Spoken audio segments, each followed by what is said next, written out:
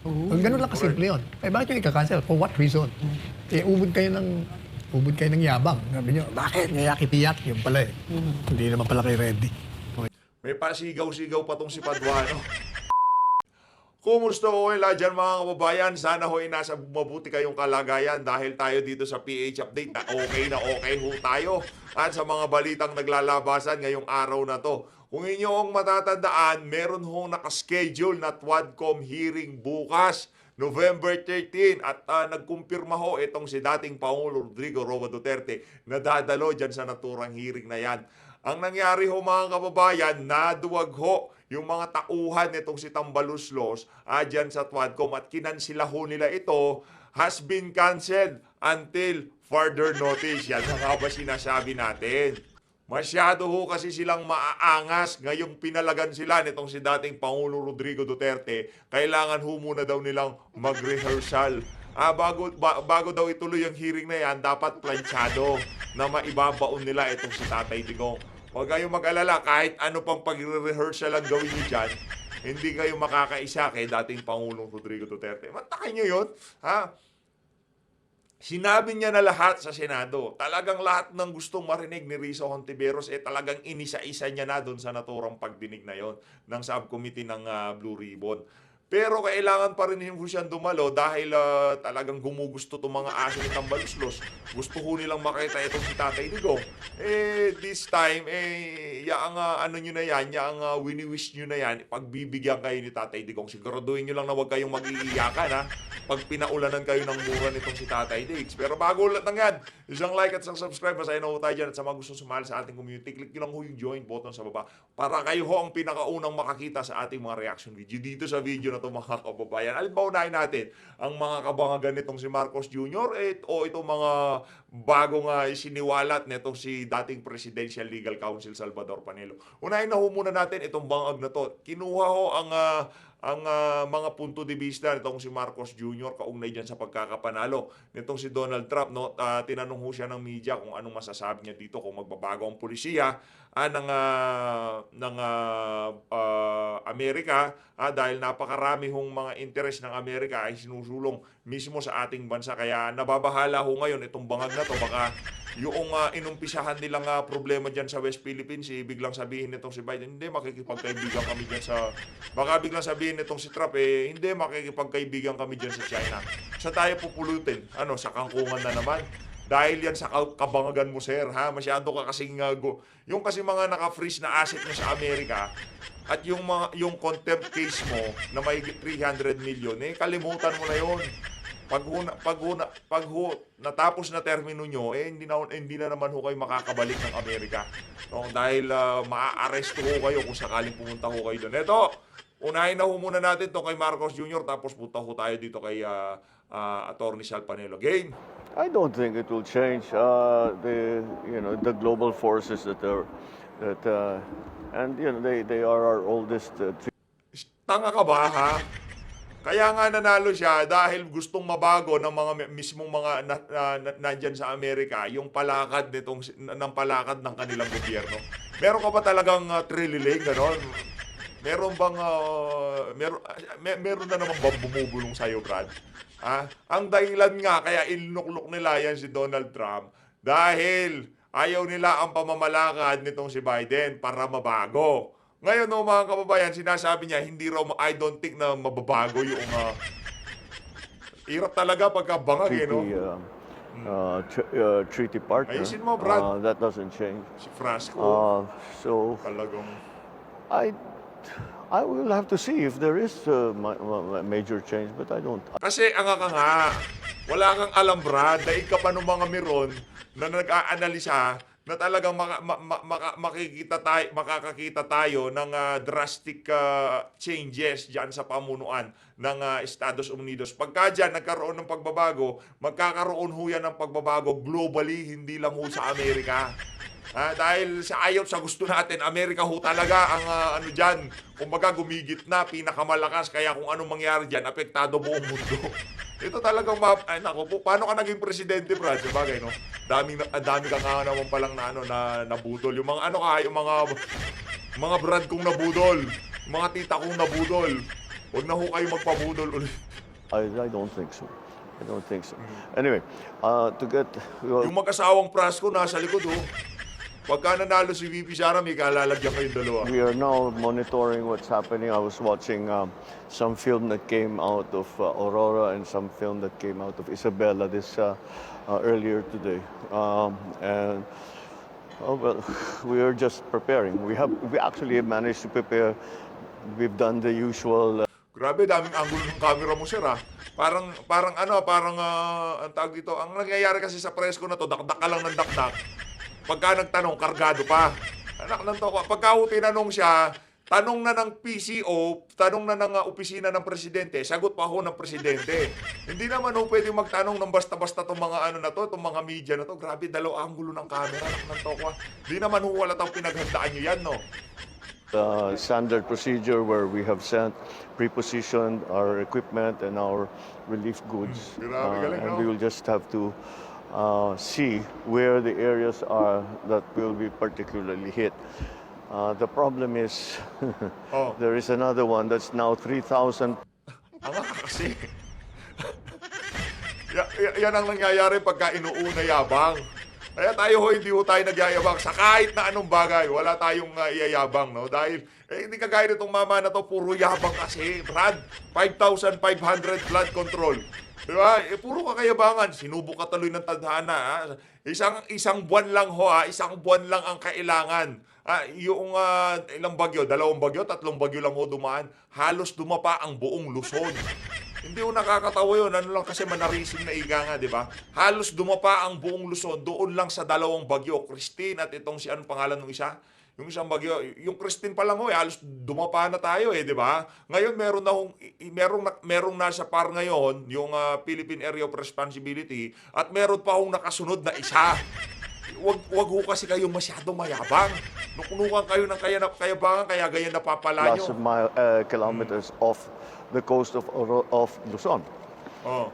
And that promises to be a stronger one. So we just President Ferdinand R. Marcos Jr. answered question from the media after hosting the Sea Trade Cruise Asia 2024 welcome reception for delegates and tourist executive at the Okada Manila Parañaque City on November. Naku po! Hindi nyo ba napag-usapan dyan yung heavy luggage? Okada Manila, nakita lang ho natin eh. Diyan din ho ba binitbit ni Tambay yung mga mabibigat na maleta? Alam ko lang to ko, talagang gusto niyo dyan sa Okada. Parang gusto nga din ho natin magpunta dyan eh. Maganda daw dyan sa Okada eh. Oh, kaya siguro dyan inabot di umano yung mga mabibigat na maleta dito kay Tamba.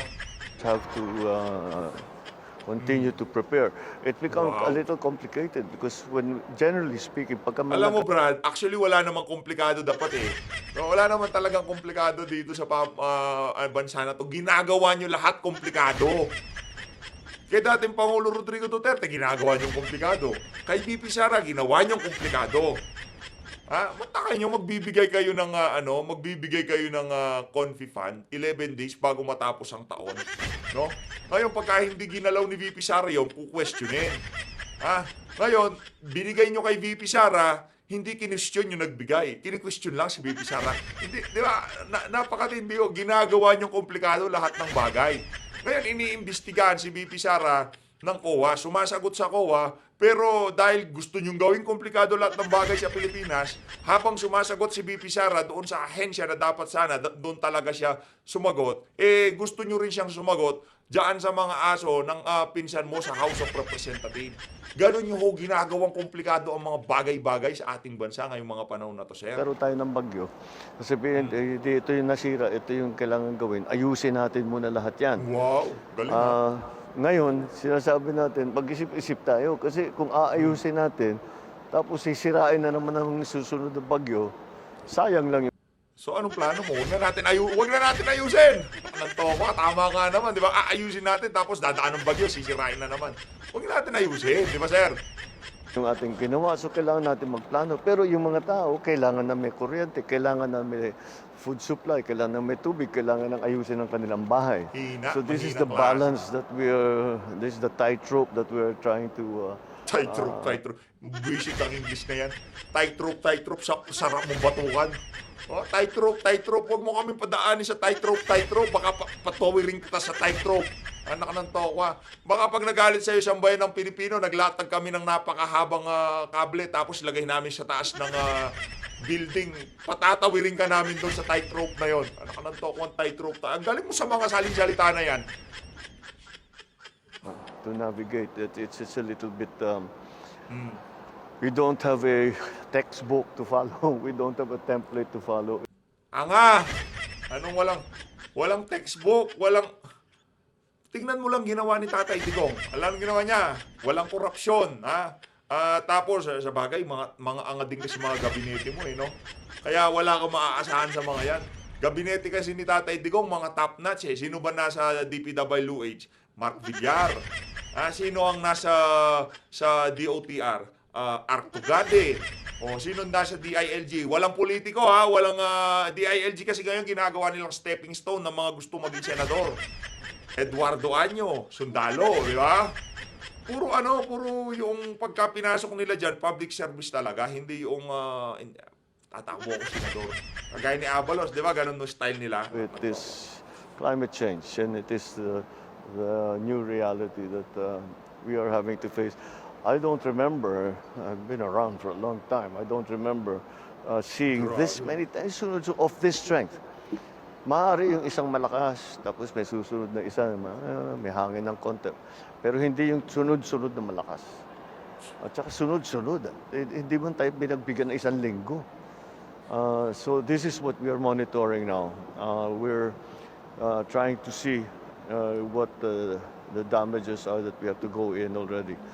This storm will leave the Philippine area of responsibility around 2 p.m. tomorrow, sabi nila. But then we have to watch the new one coming in. So that's where we're at right now. Just trying to keep watch, making sure that everybody's safe. We have done some initial evacuations already. So we'll just try to stay safe. So everyone, please listen to your local government and authorities who tell you what to do. As soon as the national government can come in, we will come in. Your local government is there, is ready to be the first responders, as they always are. And the national government will come in as soon as we can. In fact, we're already there. And they are just waiting for the storm to allow them to get to work. But some people... Ang problema kasi dito, mga kababayan, no? ang issue natin dito kay Marcos Jr., dakdak siya ng dakdak sa media na naka-preposition, ganito gagawin ng mga local chief executive, ganito mangyayari. Pero ano lang ho yan, sa salita lang. Pero during implementation, lahat ng mga sinasabi niya na to, wala akong nangyayari. Yung chain of command, sinabi ng presidente, pero pagdating doon sa baba, wala naman ho silang ginagawa. Diba? O, yun naman, doon naman sa Bagyong Christine, ang nangyari naman ho doon mga kababayan, talagang walang preparasyon. Walang command conference. Kagaya kay Tatay Digong, 2 days before dumating ang bagyo, nakatipon na yan, nasa Malacanang na, nag-uusap-usap na, paano natin aakayin itong ano na to, di ba? Ngayon o hindi. Pagka pumasok ang problema, doon pa lang ho sila mag-iisip ng solusyon.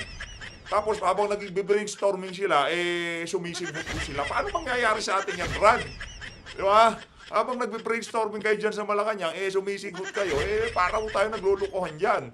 O, sumisinghot sila ng hangin. O, kailangan naman di mo singhutin yung hangin, di mamamatay ka dyan, di ba? Ito mga kababayan, punta na po tayo dito kay dating Presidential Legal Counsel Salvador Panelo. Palakpakan muna natin, SMNI News, no? Dito kay Ma'am Hana, palakpakan muna natin. Subscribe po kayo kay SMNI News. Game. Na ito po ang programang tutugon sa mga katanungan natin mga kababayan. Serbisyong publiko ang hatid ng SMNI tuwing umaga. Ako pinikod ka partner Hannah Jane Sancho. At ang sasagot sa mga katanungan natin mga kababayan, walang iba kundi si Attorney Salvador Salpanalo. Good morning, Pinsang. Good morning, Hannah Jane. Magandang araw, Pilipinas, at magandang araw din sa ating mga kababayan sa lahat ng panig ng mundo. Samahan niyo po kami ngayong Martes, 12 ng buwan ng Nobyembre, taong 2024. Para po sa mga katanungan nating mga kababayan, if you want to join our discussion or gusto nyo po na magbigay ng mga komento or magtanong kay Attorney Sal, you can call us sa ating landline number 02-887-1640. You can also call us at 0917-657-1026 or text us sa 0935-643-7538 or drop your comments sa ating social media platforms sa chat box po natin. At babasahin po natin yan sa ating programa. Live na live pa rin po tayo napapanood sa ating mga social media accounts sa Facebook, YouTube, sa ating website at www.smni.com at sa rumble.com. Or they can join us tomorrow at the Quad Committee in Congress. The President will be attending. Ayan, he's making headlines na naman, Attorney Sal, kasi nga, Making waves. making waves. Kanina, in-interview ako sa isang istasyon. Anong mangyayari bukas? Ay, ano bang gusto nila mangyari? Kung anong gusto nila mangyari, yun ang mangyari. Paano kung bastusin siya ron? O, he will engage them. And worst case scenario, is it possible na pwede ba contempt ang Hindi ba former? sabi nila, hindi naman nila iko-contempt. Babasusin lang nila ganon. Tapos, I mean, anak na to. if they dare, Nagkamali sila. Imagine anticipated na ng sambayan ng Pilipino, yung mga sumusubaybay dito sa na to na ang gusto lang talagang mangyari ng mga congressman na to bastusin si Tatay Diggs. if they dare, kasi pumunta yung mga tao na supporters si PRD. Ay, pupunta yun. Kasi kagabi O maganda-handa na mo kayo mga kababayan, no? Pag ako sakaling mangyari ang na yan, pagdalo ni Tatay Digong, has been canceled until further notice. Wala ho. Ayusin mo muna nila yung kanilang script, just stick to the plan, ika nga, di ba? Ayusin mo muna nila kasi dapat synchronize yung tanong ng isa. Ikaw magtatanong dyan sa EJK, ako magtatanong dito kay Matubato, ako magtatanong dito kay, di ba? Kumbaga, yung flow ng magiging hearing, dapat papurable sa mga aso ni Tampa. pa, dami na nagsasabi sa akin darating sila. Pero alam po ninyo si Presidente Duterte, sa lahat na matapang na nakikita ko, siya ang pinakamahinahon, mabait, hindi siya matapang pagdating dyan sa mga usaping legal o usaping politika. Mapoprovoke mo lang siya kung dispalinghado mga tanong mo, pareho nung kay Lady Senator. May inis siya doon. Yung bang nagdudulong-dulungan, hindi naman mandunong, nag-aabog-abogaduhan, hindi naman abogado. Doon siya nayayamot. Kasi nahihirapan siya magpaliwanag, paulit-ulit na, binabago pa rin ang ibig sabihin. But, well, sabi ng mga detractors, yung former president, kung nasa Senate siya, parang siya yung naging siya yung nagdala ng hearing. Hindi rin totoo yun. I was explaining doon sa kausap ko kanina umaga sa radyo. Hindi totoo na sabi nila, na-mesmerize.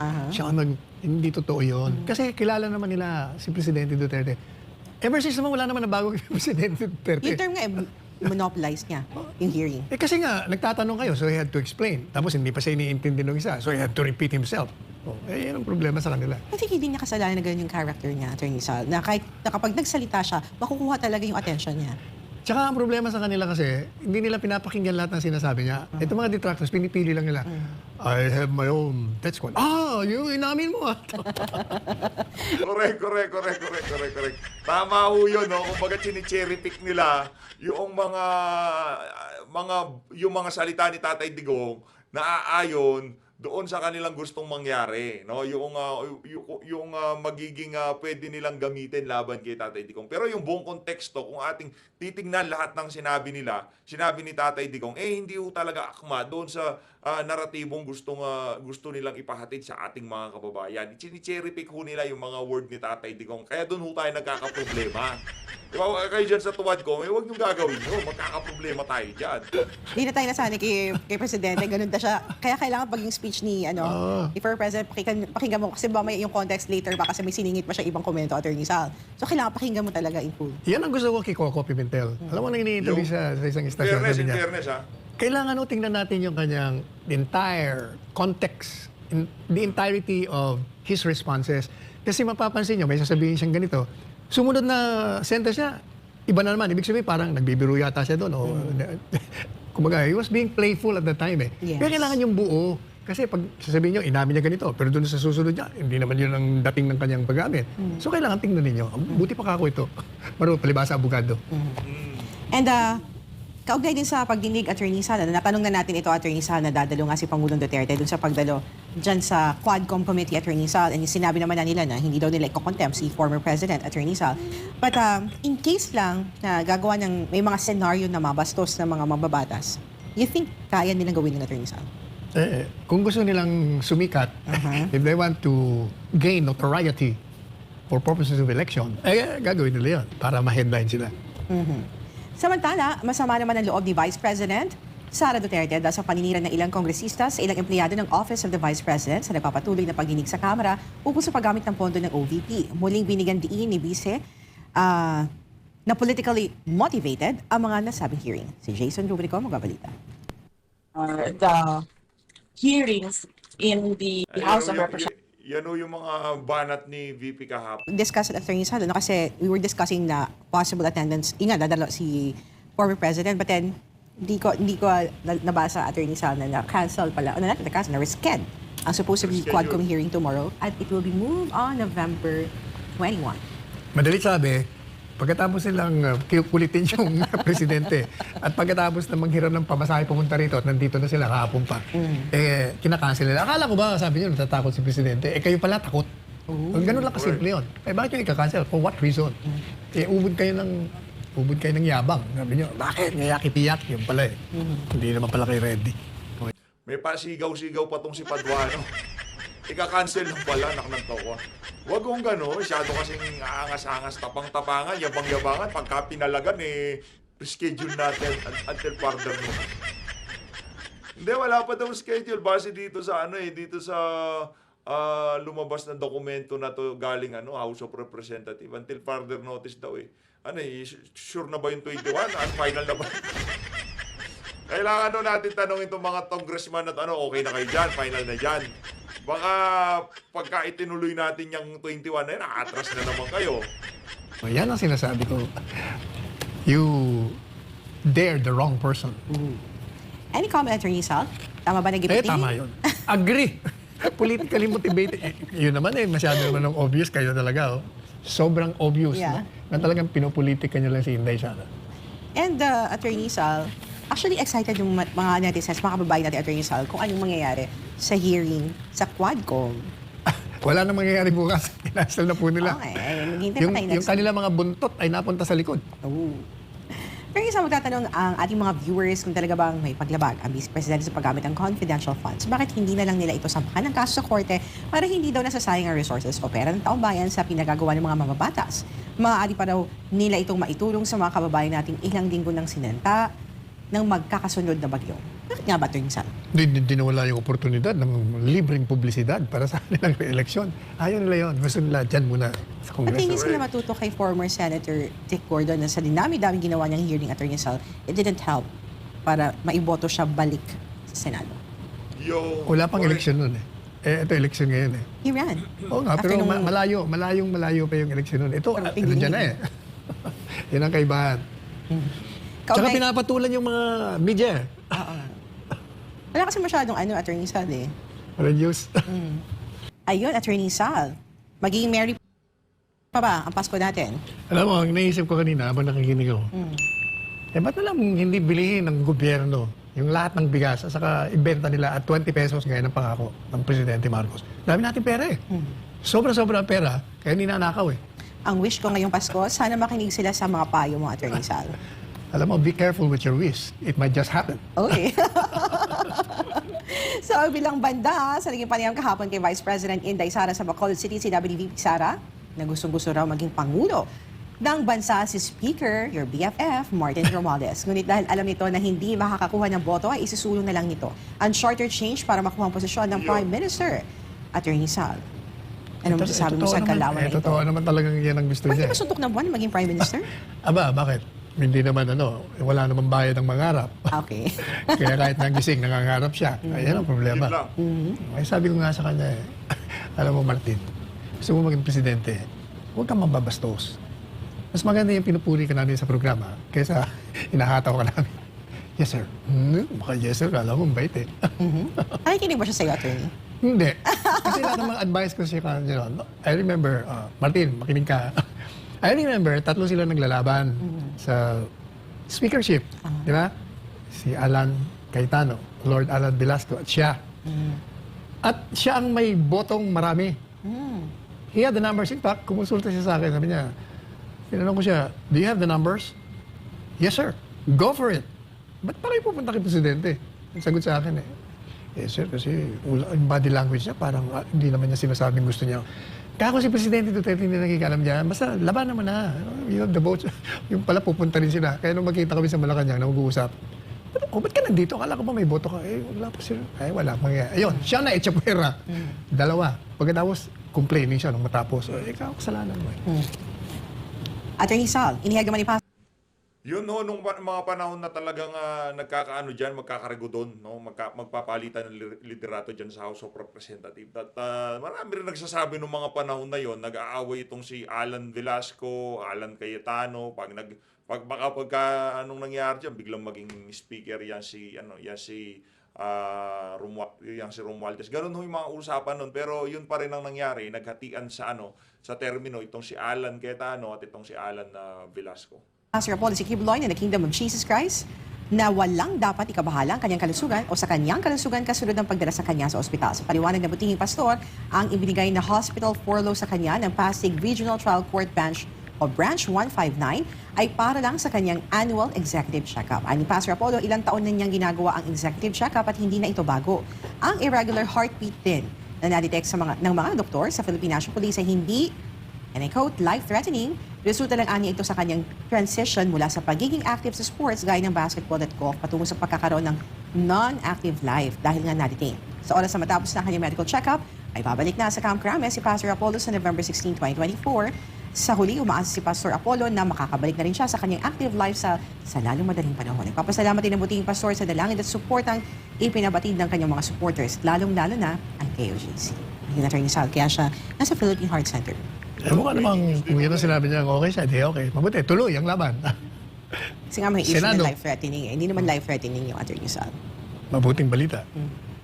At we are wishing na mapabilis na ang check-up ni Pastor at we are also hoping na mapabilis na rin yung ang paggulong na kanyang kaso Attorney Sal para mapawalang sala at ma-approve na inosente po si Pastor Apollo si Kibuloy. Tingin ko, patatanggalin nila yan. Nandun lang siya sa loob. Part of political persecution. Kasama yan sa strategy nila. But the more they are persecuting Pastor, the more nagiging curious yung mga kababayan natin patungkol sa Kaya kanya. lalo siya iboboto. Kaya lalo siyang iboboto. And sa lahat naman ng tumatakbo, siya lang yung matinong plataforma. Hindi pa nga, Senador, marami ng proposal eh. And if kakausapin mo si Pastor Attorney Sal, No. his plans, hindi pang senador eh, pang presidente talaga Attorney Sal. Diba? Di patakbuhin natin presidente. Sino ba naman ang senador, may narinig ka na bang senador Attorney Sal who's running for Senate ang plataforma ay zero corruption? Siya lang ang meron nun. At siya lang din na may moral ascendancy. Oo. At siya lang din yung nagsasalita na dapat liquidation by receipt at hindi by certification. Yung ibang senador sinusulong yung pagpatatayo ng 33 billion na Senate building. yung Kaya yung ibang mga senador dyan gusto bumalik dahil lang ho doon. Oy, shoutout kay Ping Piring Ping Ping ha. Oy, Ping Piring Ping Ping. Ako ayaw kitang banatan dito, Ping Lacson ha. Kasalanan ho niyang si Ping. Kung bakit kailangan nating gumastos ng bilyon-bilyon para dyan sa bagong tirahan ng mga... Okay lang ho sana kung yung top-notch yung performance ng mga senador, yung tipong ang ganda ng nila, yung trabaho nila talagang umaasen sa Pilipinas. Okay, bigyan namin kayo ng bagong tahanan. Kaso wala akong nangyayari. Gawa ng bagong bahay. Yung mga kababayan naman ho natin, patuloy ang paghirap. Gumaganda yung kanilang mga opisina, gumaganda yung kanilang mga pasilidad dyan sa bagong Senate building na yan. Pero yung sambayan ng Pilipino, lalo lang nalulugmok sa kahirapan. Ganyan ho kawalang yayang mga yan. Dahil naantala ho ata yung paggawa ng bagong Senate building. Kaya ngayon, kailangan bumalik ng mga promotor dyan sa visit na building na yan. senador na may kapangalan na underpass sa Maynila. Kapangalan ng dating mayor ng Maynila. Kapangalan ng dating gobernador ng Negros. Ayan. Ayan, tandaan nyo kung sino. Wala nyo nga kung sino. Text nyo nga kami. At isa din sa sinusulong ni Pastor Apollo Attorney Sal, yung napabuti yung kalagayan ng mga overseas Filipino workers, of course, yung mabuting pangkalusugan sa edukasyon para sa ating mga kabataan. And we are really excited as Attorney Sal. We're listening dun sa spokesperson ni Pastor, si Attorney Kay Lorente, where she's explaining, Attorney Sal, na gusto niya maging first world ng Pilipinas. Sinong Pilipino ang hindi magugustuhan yung ganong klaseng vision? Talagang ito yung vision. Si Pastor Attorney Sal walang ambition, but he has a vision for our country, Attorney Sal, na mapabuti ang lahat ng mga Pilipino. Okay. Basta ako, kay pastor ako. Tapos ang usapan, pag hindi ko binanggit ang mga pangalan ng kandidato sinunod dito, at pinupuri o binabanatan, ayaw ko sa kanila. Sa ibang issue naman, Atty. Sa, naniniwala ang isang dating presidential consultant at tatapusin ni US President-elect Donald Trump ang mga EDCA bases sa kagustuhan nito na makamit ang kapayapaan sa buong mundo. Sinabi rin ito na sa pagkapanalo ni Trump, naging malinaw na mali ang naging foreign policy ng kasalukuyang administrasyon. Yun. Na ito ang balita ni Almar Forsuelo. Uy, maganda yung anggulo na yun ha. Sa pagkapanalo nitong si Donald Trump, makikita natin na mali ang foreign policy nitong si Marcos Jr. Kung sino man nakaisip nung palakpakan nung natin. Ayos, napakaganda nun ha. Ang gandang anggulo nun. Bakit tinanggal ang si Biden? Bakit di siya nanalo? O yung itong si Kamala Harris, yung pumalit kay Biden. Kasi parehas lang yung dalawang yun, no? Dahil ayaw nila doon sa pulisiya nung nitong si yung tanda, yung si Biden. Kaya ilinagay ho nila itong si Trump. Ibig sabihin, maging doon sa bansang Estados Unidos, yung mga ganong klaseng pulisiya na kinukopya ng administrasyon nitong si Marcos Jr. sa Estados Unidos, hindi ho gusto ng mga tao doon. Kaya kung ako sa iyo, Marcos Jr., kabahan ka na. Swerte ka, walang eleksyon ngayon sa Pilipinas. Kung may presidential election lang, malamang sasapitin ng iyong kandidato ng pagka-presidente kung anong sinapit niya si Harris. Ayun na nga mga kababayan, dito na natatapusin ang ating reaction video. Maraming salamat to sa pagsuporta, kasi ibang klase ho itong mga balita ngayong mga araw na to, talagang sunod-sunod to. Kagabi, tatay di kong dadalo. Pagising natin ng umaga, hindi na dadalo. Umatras tong mga... Ayun na nga mga kababayan, maraming salamat to. Mag-ingat to kayo lahat. Mahalin natin ang Pilipinas.